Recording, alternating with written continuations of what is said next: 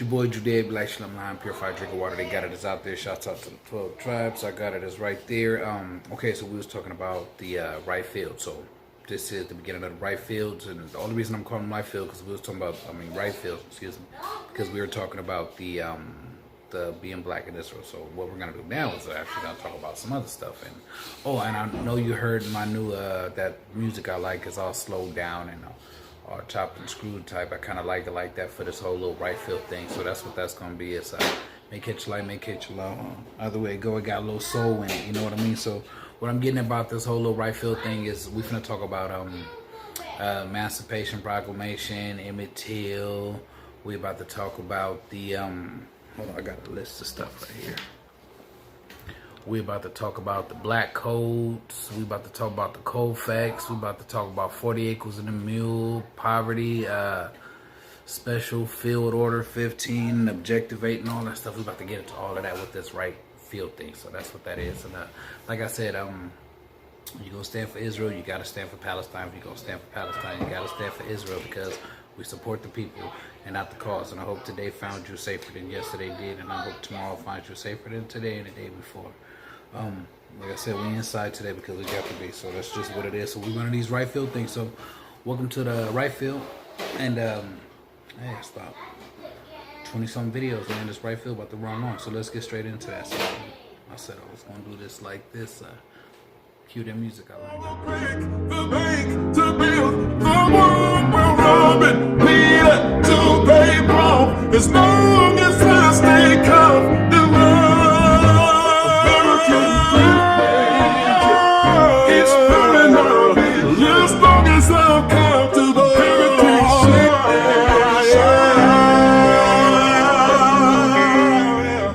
On the first day of January, in the year of our Lord 1863, all persons held as slaves within any state or designated part of a state, the people whereof shall then be in rebellion against the United States, shall be then, thenceforward, and forever free. One cannot talk about the Emancipation Proclamation without first talking about the event that produced it. The Civil War. It must be understood that the leaders of this cotton slave system dominated the South. Well, the entire nation really. The White House, the Senate, the Supreme Court, the armed forces, and they made the foreign and domestic policies to keep it all in place. The Northerners founded a party, the Republican Party. This wealth system of the North was more industrial. They won the election, now taking control, and that sought to dominate and control the expansion of white power into the West. Because basically, whoever could control this new expansion could control the Union. How could the North, that required their wealth a little differently, how could they accomplish that? Easily. By setting a policy to control whether or not these new territories could have slavery. No slaves would ensure the Union's domination. Allowing slaves could ensure the Confederacy domination. But both sides, the North and the South, brought up constitutional arguments concerning their rights to slavery. But beyond the jargon was two different wealth systems fighting for domination. A family feud.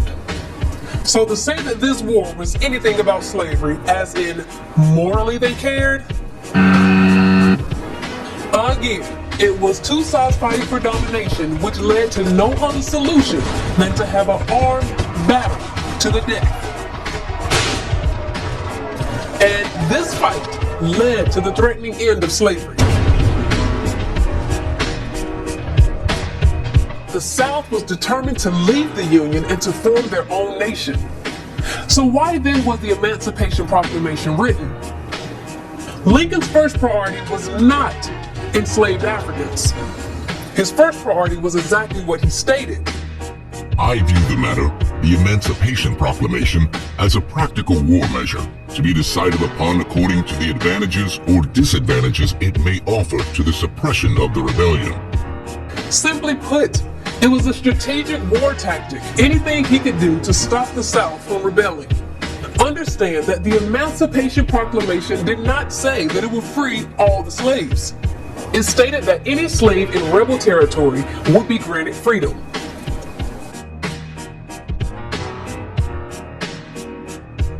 Even still, he couldn't force the Confederacy to follow his orders to free slaves, but it gave blacks a chance to uprise, many of which escaped to fight alongside the Union Army.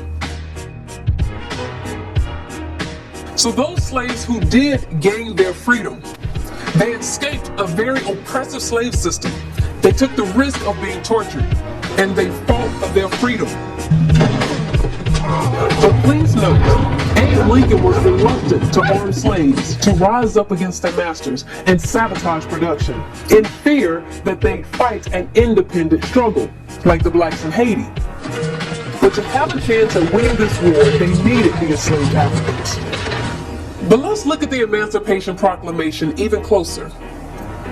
How can we prove that this document wasn't about the moral need to be just to black people? It stated that it would free slaves only within rebel territory.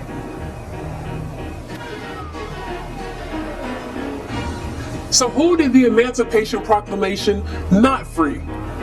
First of all, it didn't free slaves in their own territory. And it didn't free slaves owned by loyal slave owners within the rebel territory that sided with the Union. They were basically granted amnesty from the Emancipation Proclamation. So was Abraham Lincoln personally interested in our human rights? Or was he simply a politician interested in achieving his goal? On August 14th, 1862, Abraham Lincoln invited free black ministers to the White House to have a conversation. Oh my God, does that sound familiar? And I'm just encouraging the black Americans especially, because already there's a move of God. There's more people that are saying, I'm voting for Donald Trump. I'm not voting for the Republican, but I'm voting for Donald Trump. Are we still inviting black ministers to help brainwash the rest? Abraham Lincoln did not hesitate to convince them of their inferiority when he candidly said the following. I will say that I am not, nor ever have been in favor of bringing about in any way the social and political equality of the white and black races. That I am not, nor never have been, in favor of making voters or jurors of Negroes, nor of qualifying them to hold office, nor to intermarry with white people. And I will say in addition to this that there is a physical difference between the white and black races, which I believe will forever forbid the two races living together on terms of social and political equality, and inasmuch they cannot so live, while they do remain together, there must be the position of superior and inferior, and I, as much as any other man, am in favor of having the superior position assigned to the white race. Oh, we can't say that old Abe never told a lie, but we can say that he was very honest about how he felt about black people. Lincoln did not want an America where blacks and whites were living together.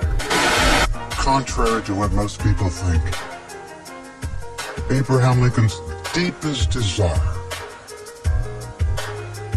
was to deport all black people and create an all-white nation. The colony of Liberia has been in existence for a long time.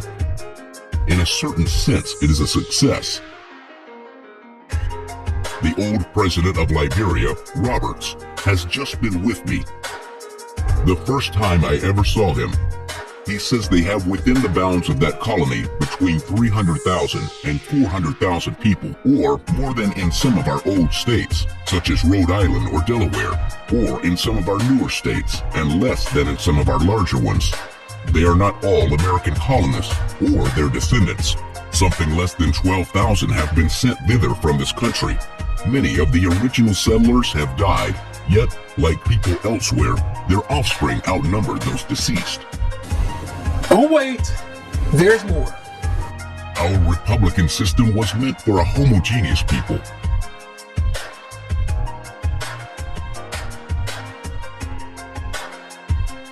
As long as blacks continue to live with the whites, they constitute a threat to the national life. Family life may also collapse, and the increase of mixed breed bastards may someday challenge the supremacy of the white man. The white people are playing for white genetic survival.